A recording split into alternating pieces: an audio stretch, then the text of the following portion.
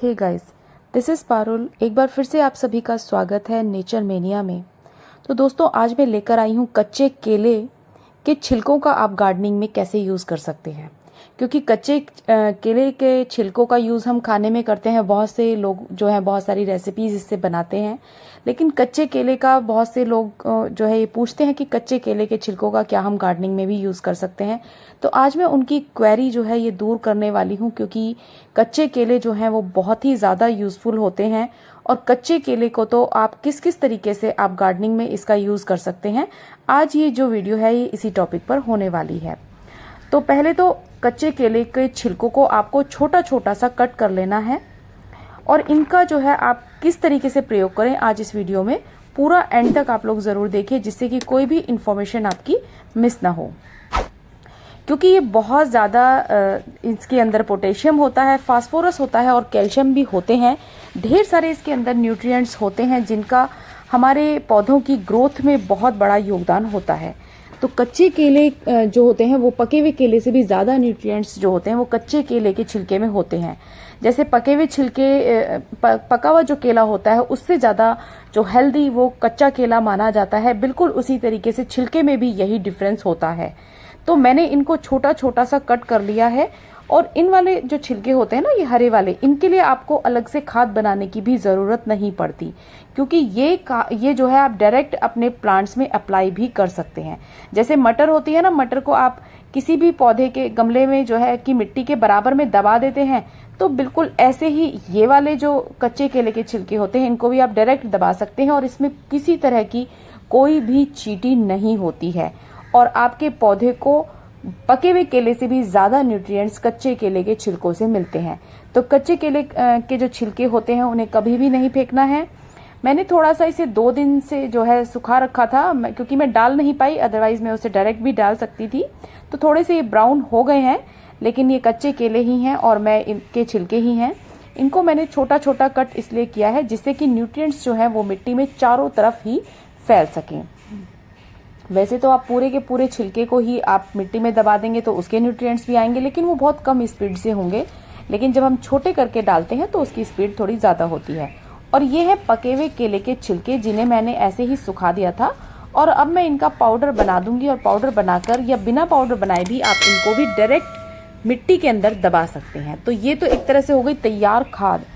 अगर आप कच्चे केले की या पके हुए केले की खाद बनाना चाहते हैं, वैसे तो कच्चे केले की खाद बनाने की ज़रूरत नहीं होती है, तो पके हुए केले की खाद आप बना सकते हैं। लिक्विड फर्टिलाइज़र भी बन जाता है, और सॉलिड फर्टिलाइज़र बनाने के लिए आप सारे कच्चे केले के जो छिलके होते हैं, पके हुए केले के जो छिलके होते हैं, उन्हें मिट्टी में दबा दीजिए, और आपकी जो केले की खाद है वो 1 हफ्ते के अंदर ही रेडी हो जाएगी, क्योंकि ये बहुत जल्दी ही डिकम्पोज हो जाते हैं।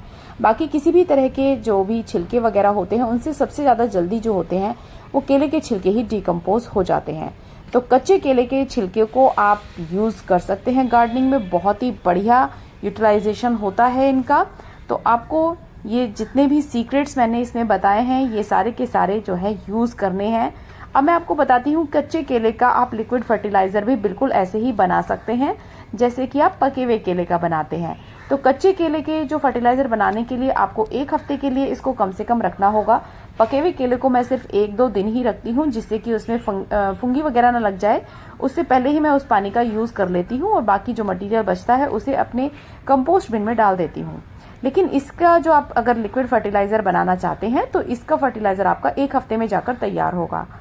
बाकी जैसे बरसात का मौसम है तो बरसात में मैं किसी भी तरह का लिक्विड फर्टिलाइज़र अपने प्लांट्स में अप्लाई नहीं करती हूँ, इसलिए मैं कच्चे केले के छिलकों को ऐसे ही So learn the science behind their nutrient-rich properties and watch your plants thrive like never. Whether you are a seasoned gardener or a beginner, these eco-friendly tips and tricks will elevate your gardening game to the next level. तो सभी को इसके utilisation के बारे में पता होना चाहिए कि रॉ बनाना पील्स का कितना ज़्यादा इफेक्ट हमारे पौधे पर होता है। और जितने भी मेरे फ्लावरिंग प्लांट्स हैं उन सब में ही मैं इसको दबा रही हूँ। और जैसे कि ये मेरा रोज़ प्लांट है तो मैं इसमें इसको दबा दूंगी, जिससे कि मेरी रोजेस की क्वालिटी और जो इसका जो साइज़ है रोजेस का वो काफ़ी बड़ा हो जाएगा। और मैं दोनों साइड मिट्टी में गमले की दोनों साइड से मैं इनको थोड़े थोड़े से डाल रही हूँ, जिससे कि न्यूट्रिएंट्स जो हैं वो चारों तरफ से ही इसमें आ सकें। आई होप कि वीडियो को देखने के बाद आपका जो कंफ्यूजन है वो दूर हो गया होगा कि कच्चे केले का आप यूज कर सकते हैं गार्डनिंग में या नहीं।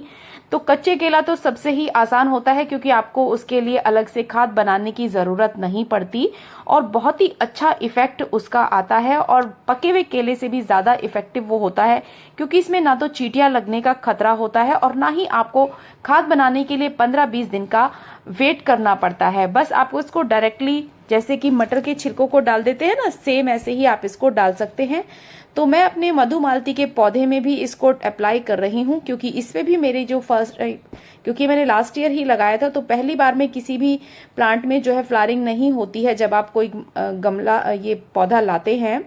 तो मैं इसमें भी ये डाल रही हूँ और जितने भी न्यूट्रिएंट्स इसके केले के होंगे जैसे कि पोटेशियम, फास्फोरस वगैरह और कैल्शियम भी भरपूर मात्रा में होता है और ढेर सारे मिनरल्स भी होते हैं ग्रीन जितनी भी वेजीज होती हैं उनमें, तो उसका भी पूरा इफेक्ट होता है। जैसे हम लोगों को ग्रीन वेजिटेबल्स हमारे शरीर पर बहुत ही अच्छा और पॉजिटिव इफेक्ट डालती हैं, उसी तरह से जो पौधे होते हैं उन पर भी इनका इफेक्ट बिल्कुल ह्यूमन बीइंग की तरह ही होता है। बिल्कुल जो पौधे की नेचर होती है वो ह्यूमन बीइंग जैसी ही होती है। जैसे हम गर्मी सर्दी को महसूस कर सकते हैं ऐसे ही पौधे भी करते हैं और जिन जिन न्यूट्रिएंट्स की हमें ज़रूरत होती है तो सेम उनको भी ऐसे ही ज़रूरत होती है टाइम टू टाइम न्यूट्रिएंट्स की। अगर वो हम सिंपल दाल रोटी डेली खाते हैं तो हम बोर हो जाते हैं और हमें खाने में इंटरेस्ट नहीं आता और हमारी ग्रोथ पर भी इसका इफेक्ट आता है।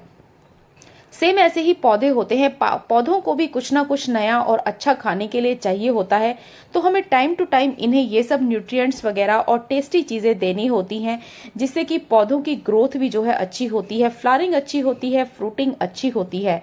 आई होप कि वीडियो आप लोगों के लिए यूजफुल रहा होगा।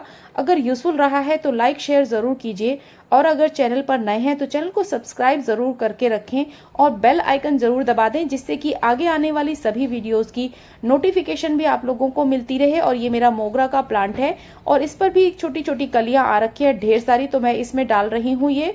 और इसमें देखिए जो फ्लावरिंग होगी वो बहुत सारी भर भर कर फ्लावरिंग होगी। इसका 2 दिन के अंदर अंदर ही इसका इफेक्ट जो है बनाना पील का दिखना शुरू हो जाता है। चाहे आप पके हुए केले के छिलके का फर्टिलाइजर डालें या फिर कच्चे का डालें तो इसका इफेक्ट बहुत जल्दी आपके पौधों पर नजर आता है।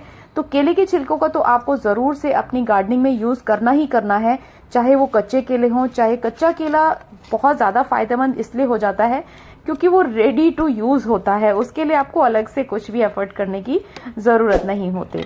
तो मिलते हैं नेक्स्ट वीडियो में, आज के लिए इतना ही। तब तक के लिए take care. Harnessing the power of raw banana peels for plant growth and nutrients, discover a natural and cost-effective way to supercharge your garden with this step-by-step guide on utilizing raw banana peels. Thanks for watching.